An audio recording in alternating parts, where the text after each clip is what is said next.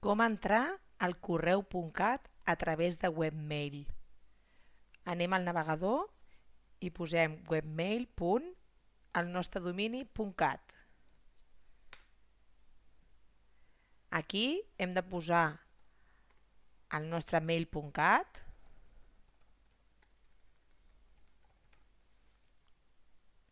i aquí la nostra contrasenya del constructor o del correu electrònic que la vam donar en el moment de l'alta.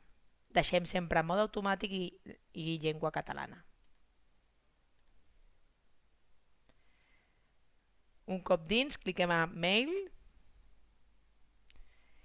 i aquí actua com una bústia de correu normal amb safata d'entrada, correu brossa, enviats, esborranys, diferents carpetes i nou missatge.